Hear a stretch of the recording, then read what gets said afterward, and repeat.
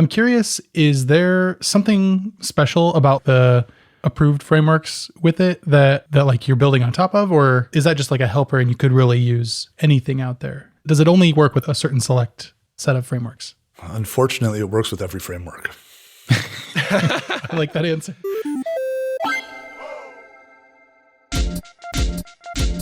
This episode is brought to you by Sentry. They just launched Session Replay. It's a video-like reproduction of exactly what the user sees when using your application. And I'm here with Ryan Albrecht, Senior Software Engineer at Sentry, and one of the leads behind their emerging technologies team. So Ryan, what can you tell me about this feature? Well, Sentry's always had a great error and issue debugging experience. We've got features like being able to see stack traces and breadcrumbs. So you've got a lot of context about what the issue is. But a picture's worth 1,000 words, and a movie is probably worth 1,000 pictures. And so Session Replay is going to give you that video-like experience where you can actually click through from your issue and see how did the user get into the situation, what was the error, and then what happened afterwards. That's pretty cool. Okay, so this pun is kind of intended, but can you paint a more visual picture for me?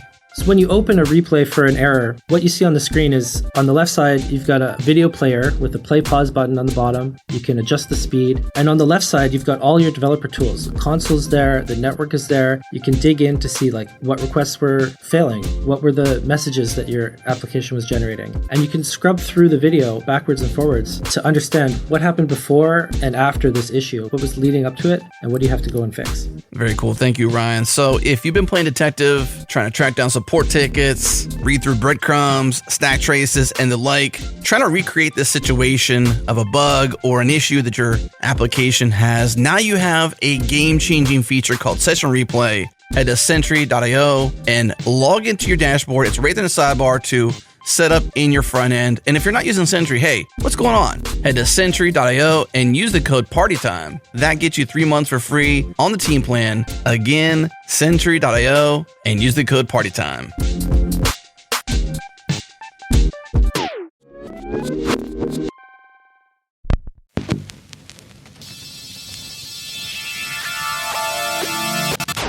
Welcome to JS Party, your weekly celebration of JavaScript and the web.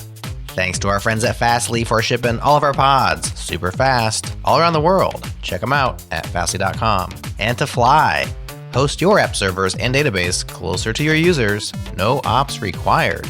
Learn more at fly.io. And hey, we have a new partner, TypeSense. Lightning fast open source search, no PhD required. Check it out at typesense.org. Okay, hey, it's party time, y'all.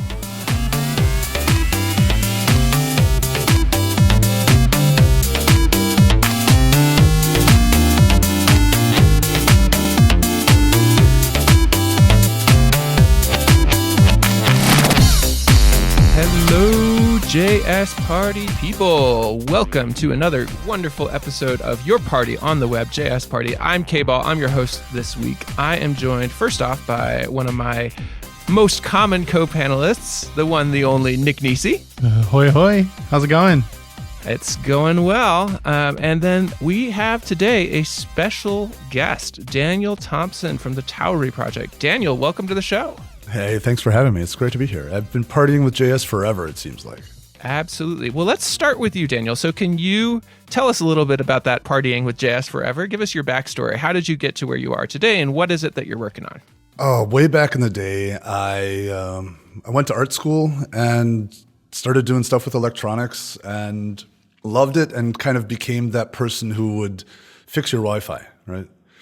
And then, you know, more complicated questions came, like, can you make us an auto-playing, auto-looping server for art projects at my gallery? And can you build me a broken robot? And can you build a file server for us? And, you know, we need an archive. And you know, with the challenges of modern media, you know, you never really got away from the web. And a lot of my personal artistic projects actually used web technology, you know, like the camera on the computer and streaming from remote locations. And it's always been pervasive. And I don't know, I think 5 or 6 years ago, I decided, well, let's just get serious about this. I mean, it's always easy to look up something on Stack Overflow, and there's a big difference between that and knowing why things are the way they are and how you can squeeze a little bit of performance out of your if-then loops and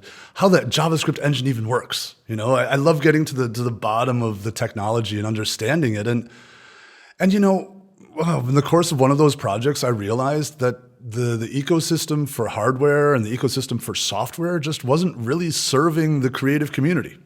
And around that time, I met the co-founder of Tauri, Lucas. And at the moment, I think back then we were struggling with getting apps on the App Store for Pure OS. And for various reasons, the stack that was being proposed wasn't appropriate. And Lucas and I went shopping around and we found web views. And we're like, how come nobody told us about web views before?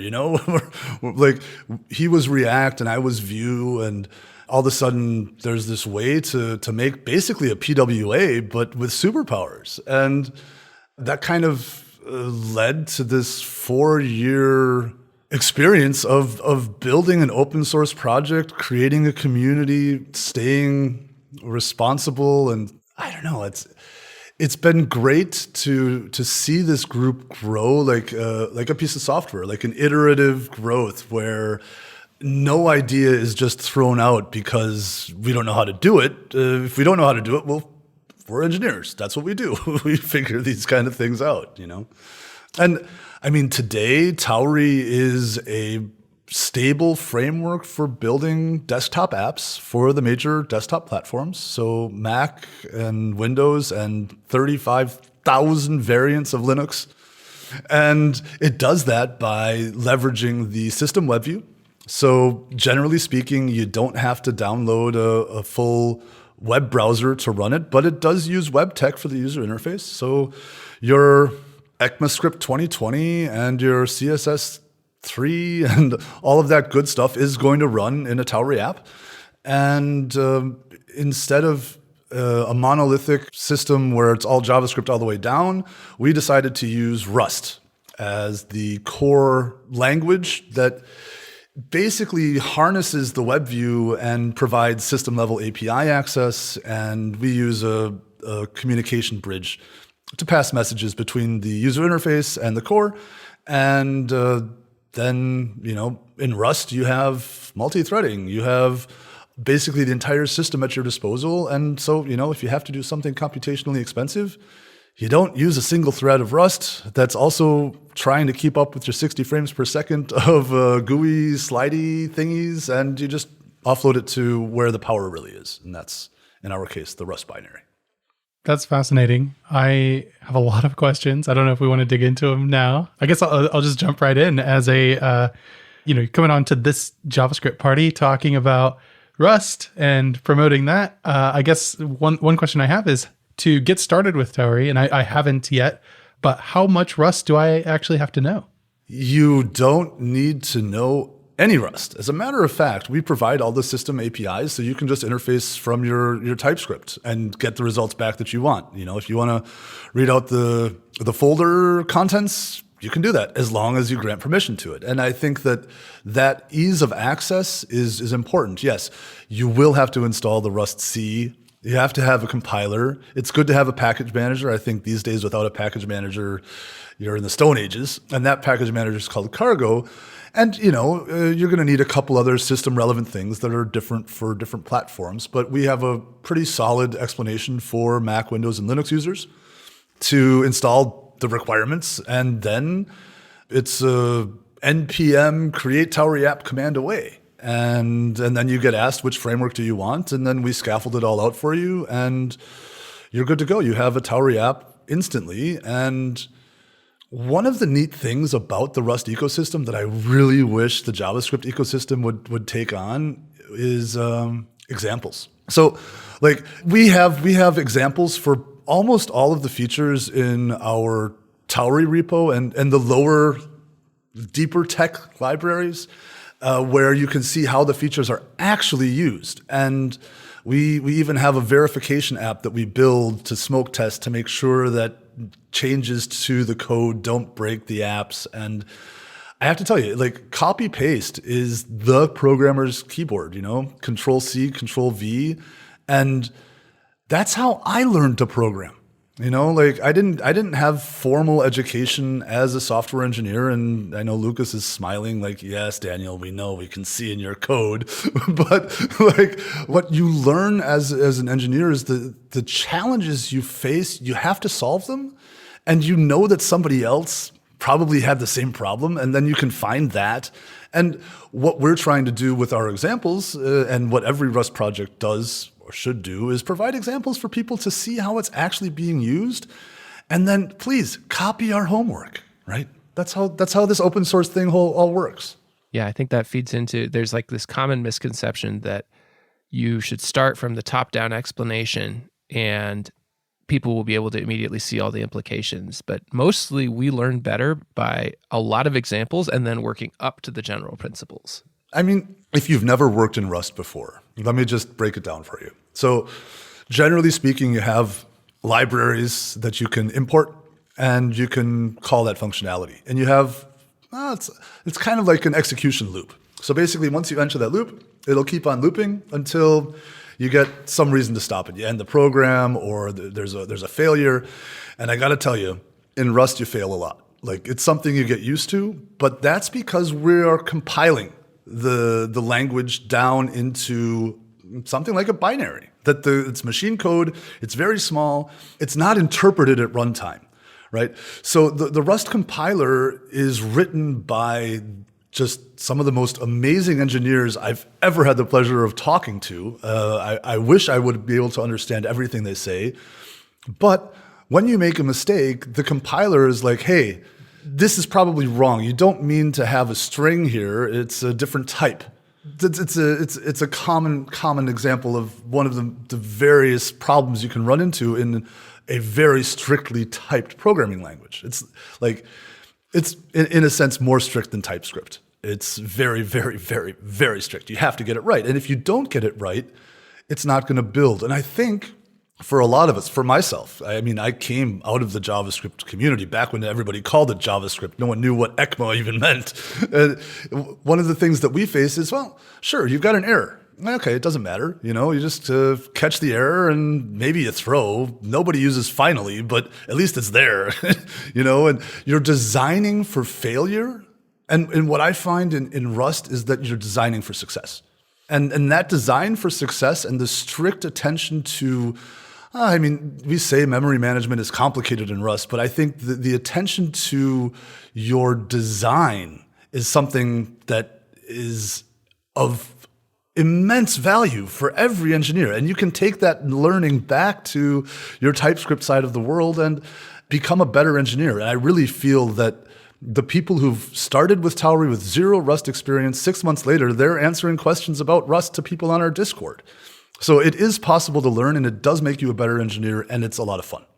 I'd be interested to explore a couple pieces of that. I mean, one thing that I know from my very limited experience with Rust is, unlike with TypeScript, it actually gives you useful error messages when there are problems in the compilation step. I mean, TypeScript can occasionally, but it's pretty rare, right? I think most of the time TypeScript does an error and you're like, shoot, what do I need to do to figure out this error? These types don't match. Why not? They should. Whereas Rust's compiler will say, oh, this thing isn't right. Maybe you meant to do this instead. Check out error message E462. And it's sometimes helpful. It's also daunting. And I think that one place where the Rust community can do a better job, and I'm looking at the compiler crew right now, is making it less scary. Like, Eli 5 it for me, please. Because what you have to understand, the development of the Rust programming language is evolved and been forced by extraordinarily intelligent people who've been following along in the whole conversation. And for beginners, sometimes it feels like somebody just brought you into a Discord chat that's been going on for 6 years, and you don't even know, like, what are you talking about here? And I think that it is something actively being worked on to make that helpful compiler message even more friendly. So it's on the track to getting better. I know it. The other thing I was curious is you sort of mentioned, okay, playing around with Rust will make you a better JavaScript developer, better TypeScript developer. And I'm sensing as you continue talking about types and other things that your use of TypeScript specifically was not just because Nick Nisi's on the show, but because types are somehow important to the story here. Can you dig a little bit into what working in Rust will do for your TypeScript? One of the things that we're revising internally is the fact that your experience using the Tauri interface, and this is where it gets a little bit nerdy for Tauri users, so I'll try to keep it on a higher level. But when you create a command that allows you to interface with the Rust, you're going to be doing that in TypeScript. And how do you know for a fact that the types are the same on both sides if you're only passing messages? Right? So there's a couple approaches that we're working on that will actually provide those types from Rust. So that as long as the Rust compiles, your TypeScript is going to be fine. And you're going to be able to talk with the same types across the boundaries. And for me, what that ultimately means is that, when we're talking about structured data, we know on both sides what we're talking about. In a sense, it's the best parts of convention and configuration.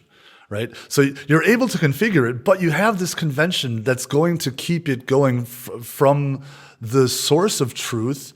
And I feel like the strongest types available in a Tauri app are going to be coming from Rust. And in the user interface, you want to have access to those types. You don't want to be messing around like, yeah, you've got a user profile with ID and that's an integer and password and that's a obfuscated encrypted string.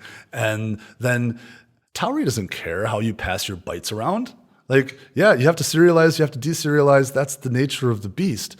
But when you talk about developer experience, and I think that's what TypeScript really brought to our ecosystem, is think about your types, make sure that they fit, and find the truth and stick with it, right? And so what we're trying to do on the Rust side is provide those same sources of truth to the TypeScript side. And if you were to ask me, should I build an app in 2023 using Tauri, would I choose TypeScript or JavaScript? I mean, what do you think I would say? CoffeeScript. CoffeeScript. So am I hearing you correctly that you're actually generating the TypeScript types from Rust, similar to how you might get, TypeScript types generated from a GraphQL integration or something? There are ways to do this. There's a project from a group. I don't know if you've heard of Space Drive before. They're building an app to collate all of your remote drives. And they built an amazing project because they were facing this problem themselves. And we had a solution that we were working on internally, but these guys are so excited about Tauri that they just joined our working group. They joined the open source working group, and right now we're discussing how to effectively place this type definition manufacturing system into the core, or is it going to be a plugin? Because really in 2023, who starts a project without TypeScript? But there's nuances there to deal with, but it's really important to us that you have this unified development experience, because once you start like building a greenfield project with the Tauri ecosystem, you're going to use a TypeScript front end, but you're also going to leverage the power of the Rust core. And if you need to switch your mental model from one to the other because you are not strictly managing your types across this boundary, in a sense, it's also why people love GraphQL, right? Like you have the same mental model everywhere, and that like reduces the cognitive load when you're switching between these contexts. And for bigger projects, between teams, right? So maybe you just have a front-end team and you have a back-end team, you have a DB team, you have the ops team, you have the QA team, you have the management team, and all these teams need to talk the same thing. And from that meta perspective, I think that agreeing on what it is we're talking about has to be done in a strict way. Otherwise, you're doomed as an organization and as a project. That's organizational debt right there.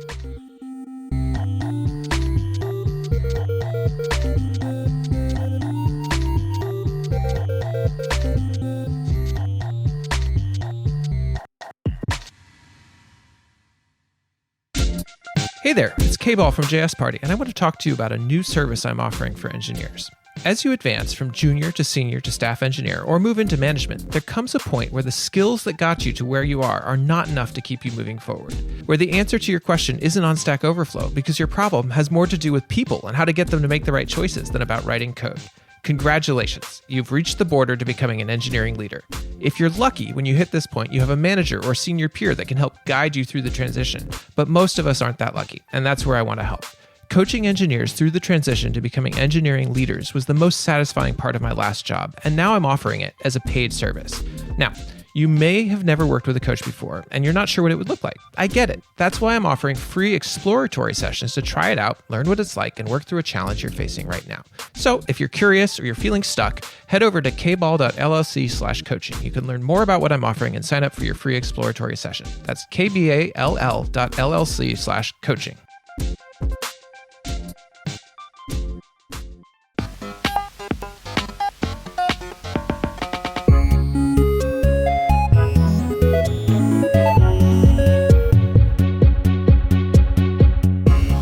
So let's roll back in and talk about what makes Tauri special to a user. We've spent a lot of time talking about what is Tauri, some of the fundamentals, some of the principles even that you're following there and thinking about it. But if I'm deciding on a toolkit to use because I want to build a desktop application, what are the things that Tauri has focused on that make it unique and what I should choose?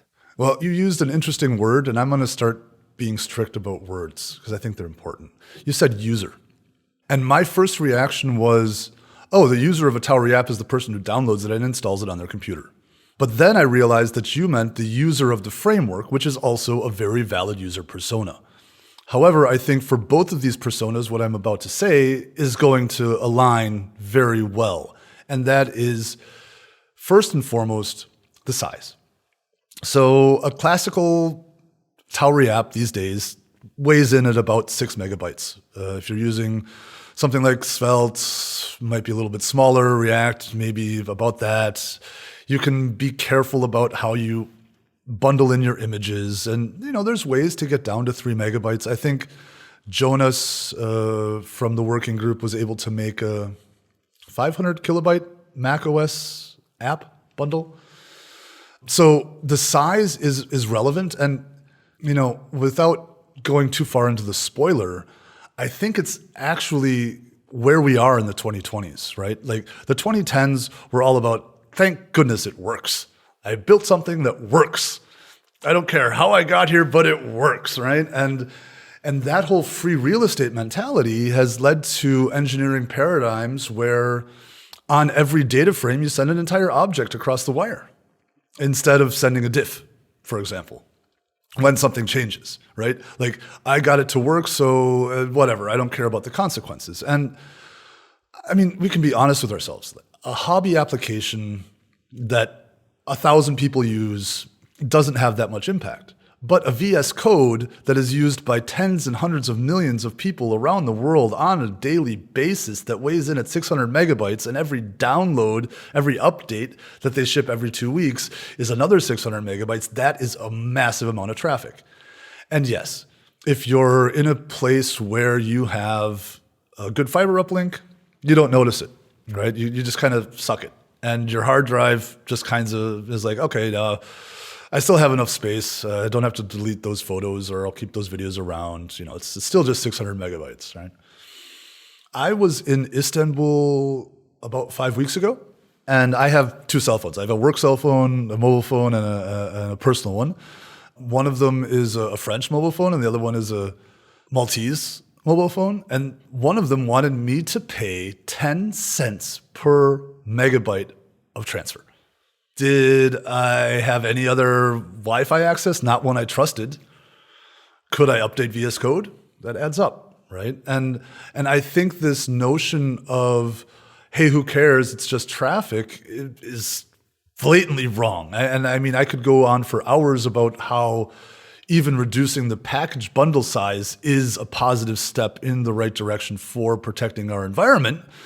But I think the next most important part of Tauri apps is the security features that we offer as a framework. Now, as you know, Rust is a language that is strict with its memory management, which provides a number of memory guarantees, but Rust isn't a panacea. I think that's something like people who are new to the Rust community ecosystem listening right now for the first time hearing about Rust need to get through their heads.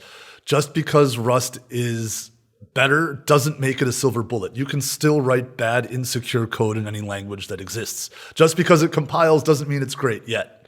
It's a good start, but it's not perfect. And we've done our best on multiple layers to provide security guarantees in addition to, things like code signing, which everybody has to do for Mac and Windows apps.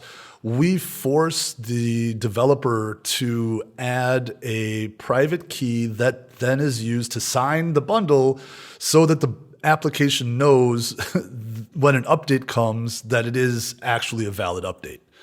So, we don't just trust the ecosystem. And I think that's something that hopefully comes through here. Like, we don't even trust the device, right? So if you as a developer don't need access to the file system, then you just compile it out of the bundle, right? So we use this tree shaking feature that modern ECMAScript allows you to do when you're importing or requiring a subset of the exported functionality from a library. We do the same thing for Tauri core. So the idea of feature-based compilation becomes really exciting because you don't need all of the code for every single platform. And I think, when you have an environment that is interpreting what it gets fed, it has to be multi-purpose. It has to be able to do everything at any time because it never knows what it's going to get.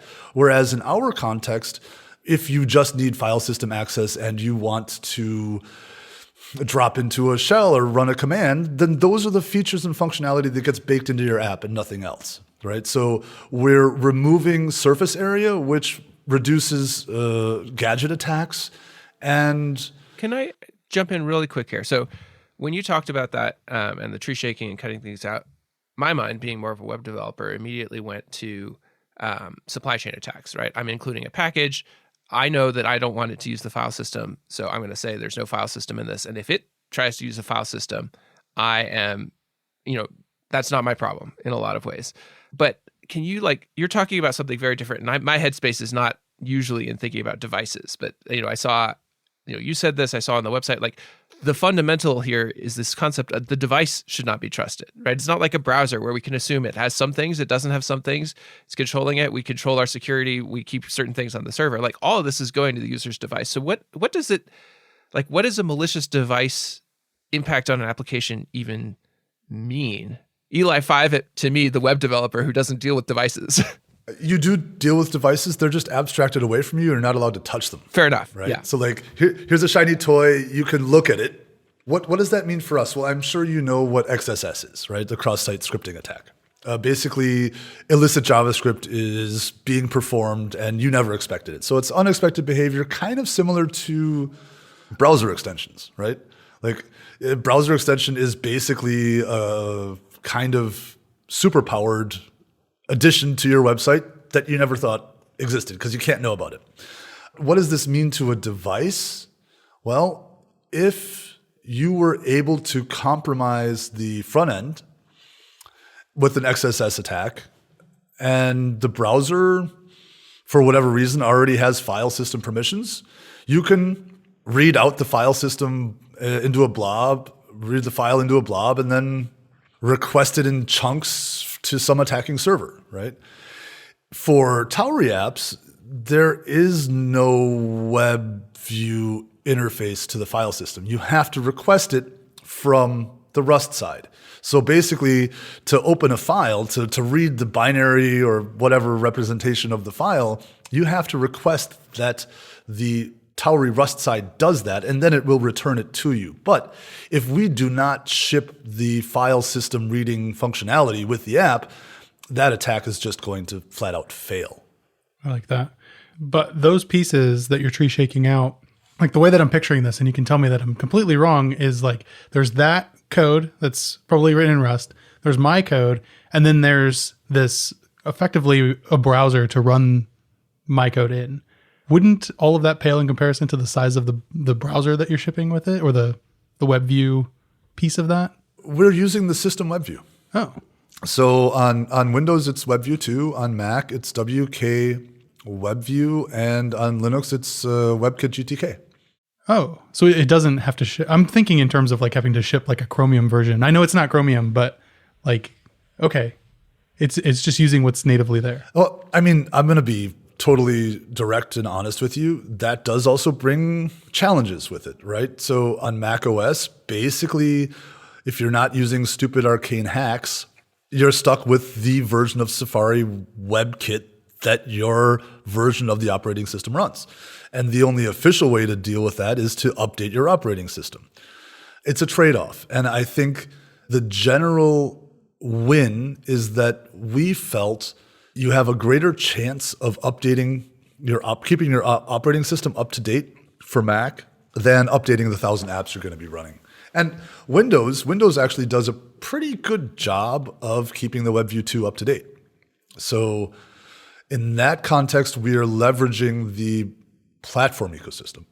And I mean, then there's the performance question. So you asked me earlier, like, what makes Tauri special, sort of? And we talked about the size of the binaries, which is small. We talked about the security features that we've baked in, and I didn't go into detail on all of them. Maybe if you humor me, there's one more that's really amazing, and that is we built a system for communicating with the Rust backend that can be trusted using iframe. So it's on our site. I'll share the link with you in a minute. But basically, it's written in pure JavaScript, so there's no weirdness going on. You can audit it exactly, and it actually came out of the response to the audit that we had done for 1.0.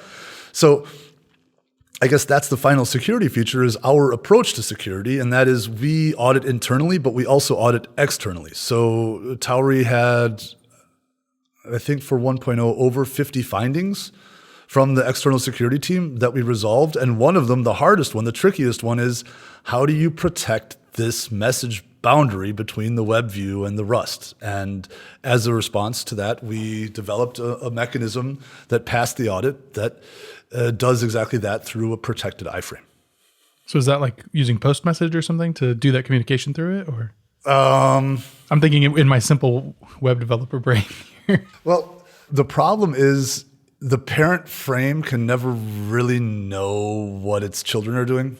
And the children shouldn't have access to the parent.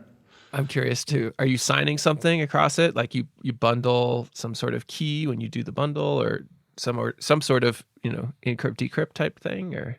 So I'm just going to read to you from Chip's post about it. Oh, we just revised the search on the site, so I can't find anything anymore. Can we circle back to this? Oh, absolutely. What we'll do is we'll put the details in the show notes. So send us a link after the show. We'll put it there. Anyone who's curious, I know I'll be going and reading through because I'm curious. I could dig into exactly how you do it. I mean, it is using a post message, and the key for the encryption of the message is injected from Rust, but like the details are quite long. All right. So you were about to tell us about performance. Right, and this is actually one of those weird situations where I think different platforms have different interpretations of what performance means. So Windows platform tends to be the one that people analyze the most and think that the memory overhead is the big issue, right? And so depending on how you analyze it, some people say that Tauri only has a little bit less memory needs than, for example, Electron. But the interesting part about WebView 2 on Windows is that the shared nature of it reduces the overall memory load. Whereas if you're running 10, I'll just name the 10 Electron-based apps, you're not sharing any memory because they're all isolates. And what that means is when looked at from the isolated perspective of one app compared to one other app, your going to find comparisons that are similar. As soon as you have 10 of each or multiples of each framework running at the same time, you'll see that the total memory load is lower. Are you saying that if Slack was built on Tauri instead of Electron, running all of the 10 different workspaces that I'm in would not use 10 times as much memory the way it seems to now? I'm going to say WebView 2 because WebView 2 is the salient technology here. Tauri is hooking into WebView 2, so any other system that's using the WebView 2 evergreen model for the distribution is going to have those perf gains. This is a super hot topic on Twitter, and I guess the question that people need to ask themselves when they ask about performance and how is one performing better than the other, and it's all just a web view and it's JavaScript all the way down, comes back to the architectural design that people choose, right? Like if your app is running in a single threaded environment, maybe you have a web worker. So you've got 2 threads. And one of those threads is consistently repainting all the time in order to catch that request animation frame. There's no way you're going to be doing heavy computation. There's no way you're going to be streaming millions of data points at 60 hertz. It just is not feasible. And when you start looking at high performance applications that need to have that data throughput, maybe they don't need to display everything, but they have to pass that data through in order for the user interface to decide what it shows. I'm not sure other single-threaded runtimes are going to be up to that challenge, right? And so with a clever architecture of separating the concerns between the user interface and the back-end core allows you to have as many threads as you need ultimately. Like you could be rendering a stream in the back end and showing the frames in the front end, and you can also ask for a notification to pop up, and none of it is really blocking because the entire message boundary is async. So you really have this world where message passing is golden, inter-process communication is the way stuff works, but it's messages. And I think that when it comes to performance, and that's something that we're really excited about and working on improving, is that you have to be strict about what you mean, right? So that comes back to that whole rabbit hole of what are we even really talking about here when we call an app performant? Like, are we talking about having a list of 1 million elements that you want to be able to scroll through like butter? I'm not even sure that other like native frameworks, maybe Flutter can with some trickery, but I believe it's really only rendering the things that need to be on the screen when they are on the screen, which is the right way to do stuff.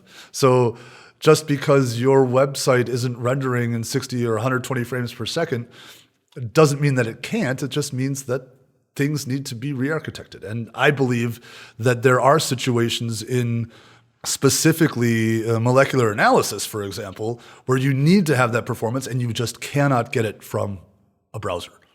This reminds me of a conversation that's been sort of popping up in numerous JS Party episodes recently, which is, and I think it ties back to something you were saying earlier of like the 2010s, there was the, oh my gosh, can we get it to work? And, we have things like Electron doing some really interesting stuff and other things that were enabling possibilities that didn't exist. However, we got in this world, the JavaScript ecosystem definitely got in this world where our defaults make it very hard to build something that is small and performant.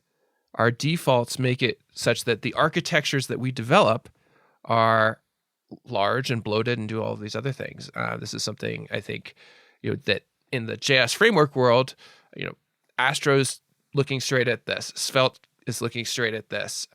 Even Quick is looking straight at this. Even like Preact and what is it, Vue Mini or whatever they are. Like they're trying to tackle this thing, but there's an architectural piece to that. And if I'm hearing you correctly, some of the choices that Tauri pushes you towards are to something that is going to be smaller and more performant by default. Is that correct? I would absolutely agree with you. And I think what we're seeing now is close to a paradigm change. Last summer when we released the Tauri 1.0, it was the week where both Internet Explorer and Atom Shell's deprecation was announced. And I think that technology has the ability to stay relevant as long as the people using it are not afraid to continue developing it. And, if you look back to all of the IE11 browser hacks that had to be applied to just even get anything done, and it was like a workaround on top of middleware. And I'm not saying that Internet Explorer was bad. It's just a piece of technology that served its purpose. And I hope that what Tauri is able to do is also to serve that purpose of bringing engineers back that absolute power, that performance that you can have, the GUI that is slick and smooth, and the state mechanisms that you love. And JavaScript is great where JavaScript is great, but you don't have to use it just because that's all you have at disposal. We're bringing you new tools that you can use. And I think that the paradigm of web development, and I'm going way out on a limb here, but I think that Tauri brings us closer to this thin client idea of the mainframe age, where you had this heavy-duty machine, and then you had a telnet client that was basically just this little thin thing to talk to the big heavy machinery in the back. And I sort of see Tauri apps as that similar window to the power that your device actually has. And I don't think that device manufacturers are intentionally throttling us so that we can't have the full performance of our devices. But personally, I enjoy having all of the cores of my M1 Mac at my disposal, because sometimes I do need them. So, like, coming at this from, getting started in a web dev perspective, you did mention like selecting the right framework for it and getting started with that. I'm curious, is there something special about like the approved frameworks with it that like you're building on top of, or is that just like a helper and you could really use anything out there? Or does it only work with a certain select set of frameworks? Unfortunately, it works with every framework. I like that answer. So unfortunately, I love that. So if you want to use jQuery and build your Tauri app, you can. That's what I was asking, really. Right. I know a lot of people are still using jQuery, and I don't recommend it. But if you had to for some weird brownfield compatibility stuff, you could. And that is tricky for us as, platform engineers. How do we support all of them? The easiest way to get started is, from a JavaScript perspective, is just to run create Tauri app, npm or pnpm or yarn or whatever. And you'll be asked a bunch of questions like, do you want to use TypeScript? Yes or yes. I'm kidding. Yes or JavaScript. Do you want to use one of the big five? I think right now we're at Svelte and Solid and React and Vue and Vanilla. I think those are the ones that we're officially going to be supporting.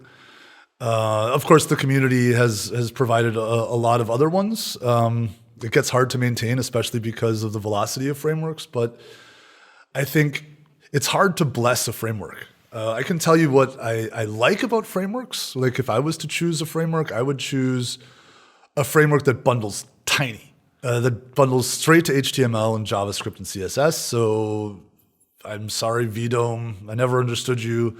We had a long relationship, but I never. No, I mean, it can be, doesn't have to be. Freezing the prototype from a security perspective, from a logical perspective. I mean, a lot of Heisenberg bugs that I've seen in my time have come from people clobbering the prototype, and you didn't know it because they didn't tell you. And the prototype is just, boom, it's different now. And we offer the ability to freeze the prototype. So Vue.js, as you know, freezes after it builds. So basically, we can't freeze before. So Vue modifies the prototype because it has to. And while I understand their decision, there's also that point in time before Vue.js exists that is still dangerous when you're not in a browser context. Like, Tauri apps can eval anything from the Rust side. So Rust really has that kind of superpower to do anything it wants at any time. When you say freezing the prototype, can you clarify what you mean? Is it like, I'm thinking like object.prototype in my head. That's what we're talking about. Like, so Okay. one example of a prototype being clobbered might be used in console rewrites, for example. And I think it's less about the fun parts. It's more about the expected parts and the things you don't want to happen, right? So if you're able to attach a new parameter to a const that is part of the language framework, it's scary. And there's like, if you don't freeze the prototype, you're doing something wrong. Like if you're not freezing your objects after you make them because you know they're never going to change, you're just forgetting the important stuff, in my opinion. And so modern frameworks that do allow us to freeze the prototype are Svelte and Solid.js, for example. They both let us do that, and they both provide very small bundles at the end of the day. And I think depending on where you come from, if you're coming from the ECMAScript corner of the universe, if you've got a React-y kind of background, then Solid makes sense. And if you've got a Vue kind of background, then Svelte makes sense. And if you're absolutely new, like you've never done any JavaScript before, learn TypeScript first. and then decide what speaks to you. Because JSX, TSX, whatever it is these days, it's a different flavor. I think it also has a lot to do with who you get to work with, like who your friends are, who you want to learn from. So, yeah. Speaking of who you want to work with and who your friends are, if somebody wants to work with you on this open source project, they want to get involved. But maybe they're a beginner. They may have never done Rust. What have you? How can a beginner start getting involved with Tauri, the open source project? Well, I have always been of this very, very strong opinion that any contribution is a viable contribution. If you want recognition, make a pull request. Like there's your name on it.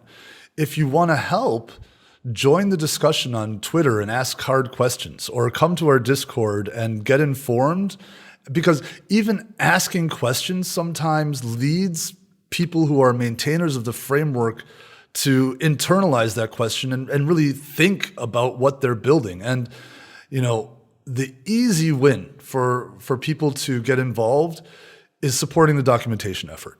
Like with a massive project of this scale that has so many entry points, sometimes we make a grammatical mistake. I probably made a grammatical mistake just saying that right now. I don't. I think that contributing to open source doesn't have to be just about the code. It can be about being involved. And what you'll find if you start contributing to documentation, especially around the API, you have to learn the code. And that means you go into the code, and by reading the code, you become familiar with the code and the standards and the way it's been written, and that will make you a better engineer.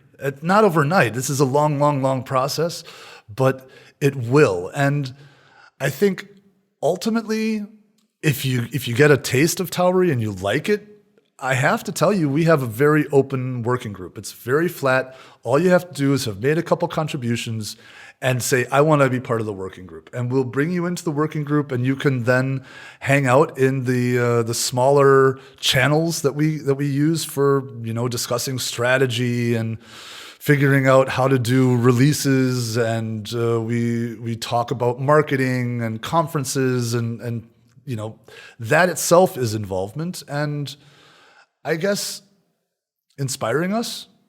Like that's the thing that really keeps me going, is going on Twitter or GitHub when someone goes to our awesome Tauri repo and makes a PR, and seeing the crazy things that everyone is building is an inspiration and a kind of support that is more important than a financial support, because open source engineers love seeing the stuff that you're doing with the work that they're doing, and that drives them to make it better and, listen to your requests. I think that, that's... Yeah. I love that trend of awesome dash whatever technology and just like accumulating a list of things like that. So it's really awesome to hear that that's there for Tauri. That said, can you think of any unique or interesting use cases of Tauri off the top of your head? off the top of my head, one of the projects that we're using is Padlock. So Padlock is a password manager. It has teams, and they're not paying me to say this. It's just a project that we love that's built on Tauri, that's open source. Really, really kind of cool. And there was one Galata.app. Like, it's super nerdy, and I find a lot of projects these days are scratching the dev's itch. So if you're into Kubernetes and you want to track stuff, check out galata.app. It's a neat little project with a cute interface, and it frickin' works.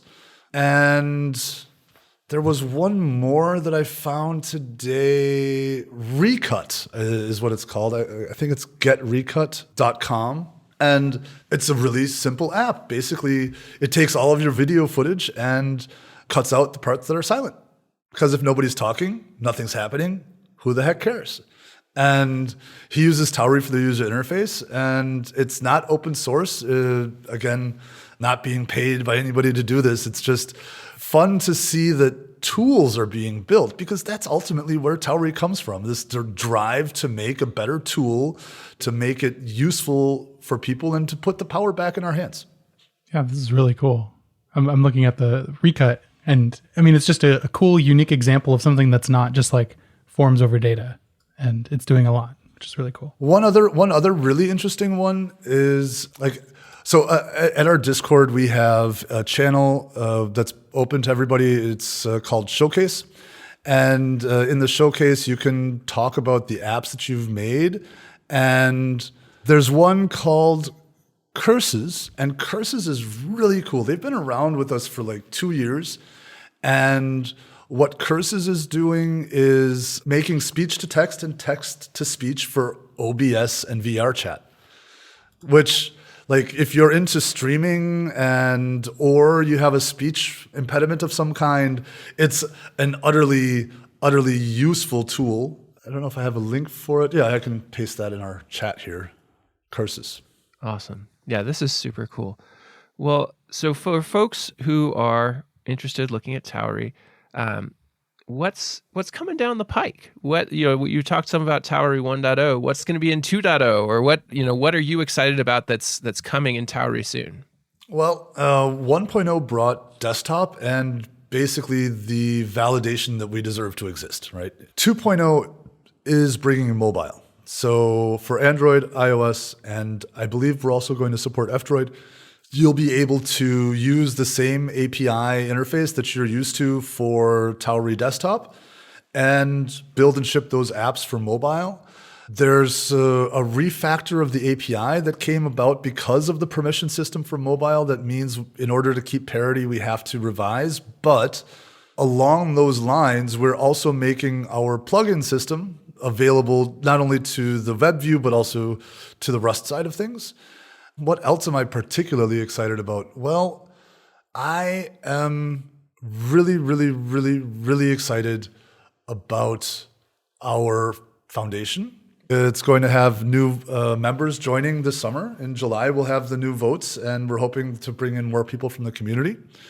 And I heard there's a company somewhere out there that is working toward providing Tauri services. So I expect them to come out of hiding sometime this summer so that you'll get your one-click deploy for Tauri apps. And yeah, I mean, it's great to see the ecosystem growing around it.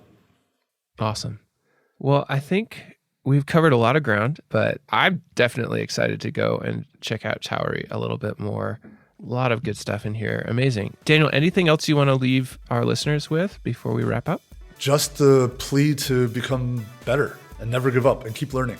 That's what I've learned from Rust. Like, at a certain point, you're just tired of JavaScript and you want to learn something new. Pick Rust. It's definitely going to pay off, because I know a lot of people are hiring right now and they don't know where to get Rust engineers. So job security is absolutely there, and a pay raise, I think. It does seem to be a trend too. Yeah, definitely. Their Rust is definitely a growth area. Awesome. Well, with that, I think that wraps up our Tauri on JS Party episode. Thank you, Nick. Thank you, Daniel. Thanks. And this is K-Ball signing out. We'll see you next week. Same time, same place on the party. Ciao.